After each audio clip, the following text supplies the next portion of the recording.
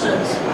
Oui, alors je veux dire aussi vice-président du Crédit Coopératif. Qu'est-ce qu'on peut dire d'autre aussi? Il est président d'un truc qui est très très intéressant, pardon, même s'il n'y a rien à voir là, enfin si quand même un peu, qui est Solidarité laïque et qui aide justement à la pédagogie cette fois-ci sur des territoires aussi francophones, mais principalement francophones, mais hors de France, hors Hexagone. Donc vous, finalement, Anne-Marie, au titre de MGEN, alors je sais que quelquefois c'est pas facile, mais comment vous poussez ces questions de nouvelle mobilité, plus largement de nouvelles, d'occupation de l'espace bien commun, pardon de parler comme ça, un peu à jargon, pas de la loi PAC, mais c'est quand même une réalité.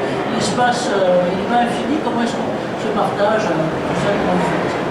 Donc juste le micro, si je me permets, toujours appuyer sur le manteau, appuyer sur le manteau un peu plus bas, comme ça, si on bouge la tête, on n'entend pas. D'accord, merci. Bonjour, bonjour à vous. D'abord, je vais répondre à la question comment on fait pour pousser. Je crois qu'à la MGEN, on ne pousse pas. On a sans doute la chance de ne pas pousser. On a besoin de faire germer ou peut-être d'attendre que la levure prenne. On a besoin de faire lever. Alors je vais vous expliquer pourquoi, mais je vais peut-être juste revenir sur qui on est, la MGEN. C'est un groupe, une complémentaire santé, un groupe mutualiste. On a deux activités, c'est souvent assez peu connu, à la fois ce que vous connaissez sur les complémentaires santé, prévoyance, action sociale, accompagnement de la personne, services, voilà, qu'on développe de plus en plus. Et une autre activité qui est autour du soin, l'activité sanitaire et médico-sociale. Donc on a un certain nombre d'EHPAD, notamment de suite et de réadaptation des centres de santé, et on a à peu près 5000 salariés qui sont sur cette activité, qui est peut-être un tout petit peu moins connue. Et alors notre autre caractéristique, et c'est ça qui permet peut-être de comprendre comment on fait, c'est qu'on est une mutuelle, c'est-à-dire qu'on a fait partie de l'économie sociale et solidaire, et on a un système de gouvernance qui s'appuie sur une assemblée générale d'élus des mutualistes. Et en fait, ça nous permet vraiment d'avoir au cœur de ce qu'on est nous-mêmes, dans notre identité, des adhérents qui sont représentés et qui portent aussi les points de vue. C'est dans cette mesure-là que je dis qu'on a sans doute plus besoin de mettre en lien les acteurs, les salariés, ceux qu'on appelle les militants, les élus, les représentants des adhérents, et puis également nos adhérents ou nos patients. Depuis quelques années, on est poussé là pour le coup par les adhérents notamment, qui, vous savez, le mutuel, au départ c'était les sociétés de secours mutuelles, donc c'était vraiment des personnes qui avaient envie d'être utiles les unes pour les autres, qui mettaient une cotisation dans un pot commun et qui redistribuaient à ceux qui en avaient besoin. Et aujourd'hui, ces mutuelles, en fait, je pense que c'est le cas pour tout un chacun d'entre nous, c'est devenu un peu transparent. On ne sait plus trop que c'est solidaire. La sécurité sociale, c'est un peu de la même manière. On ne le voit plus. On a des soins qui sont remboursés. D'ailleurs, de moins en moins, le remboursement arrive chez l'assuré ou chez l'adhérent. C'est réglé directement aux professionnels de santé. Et les adhérents, ils nous disent, mais nous, on aimerait bien être utile. Nous, on voudrait continuer à être solidaire. Comment on peut faire? Alors, on est parti. Je sais pas si je peux expliquer. Ça, je pense que c'est un mouvement de fond qui est tout à fait intéressant, qu'on observe ailleurs et qu'on observe ailleurs. Pardon, je vous interromps juste 30 secondes pour dire que ce mouvement-là, à mon avis, vous pouvez capitaliser dessus de façon très importante. Parce que tout ce qui est les innovations, maintenant, quelles qu'elles soient, sont en fait poussées par les personnes, sont poussées par les individus beaucoup plus que par les milieux professionnels structurés habituels. Et vous avez théoriquement la chance de pouvoir justement vous appuyer sur votre base d'adhérents mutuels qui souhaitent cette action. Alors on est, je vous ai dit, oui, je crois que c'est... Enfin, je pense que c'est les citoyens qui sont comme ça actuellement, mais je pense que chacun aussi, dans son entreprise, a envie de donner du sens à ce qu'il fait.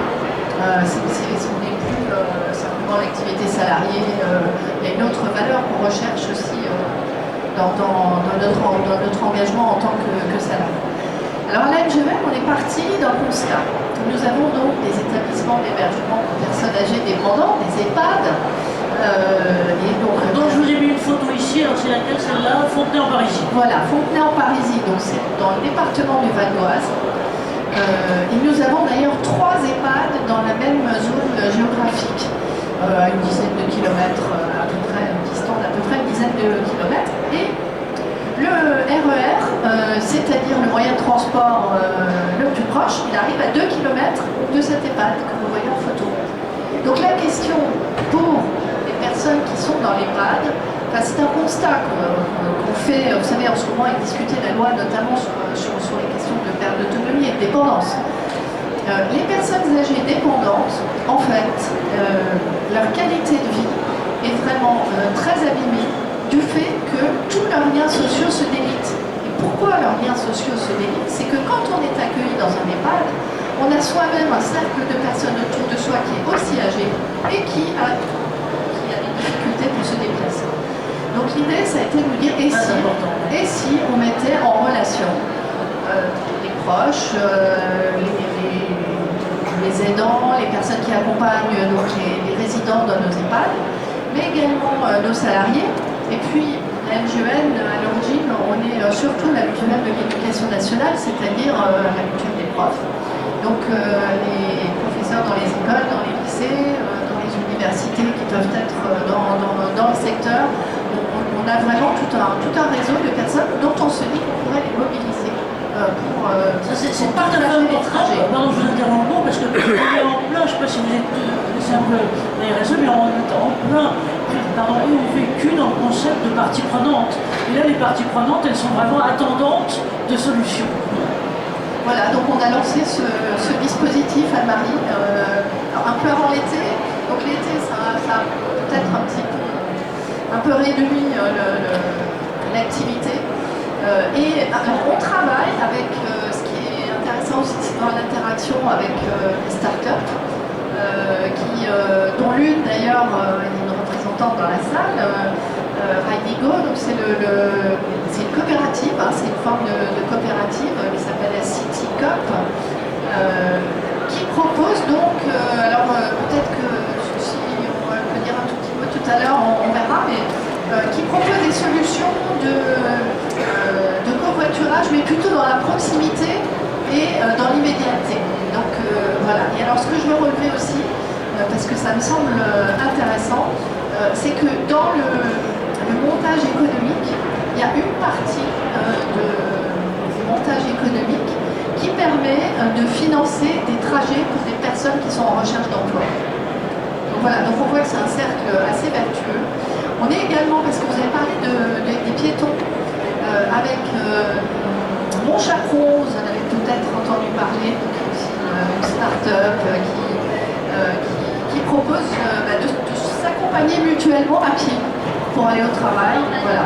Et on a l'idée aussi, d'ailleurs, peut-être de proposer tout simplement, dans le cadre de nos EHPAD, alors ça sera aussi autour du centre de santé que nous avons à Nice, et dans nos centres de gestion à la Verrière, près de Paris, dans les Yvelines,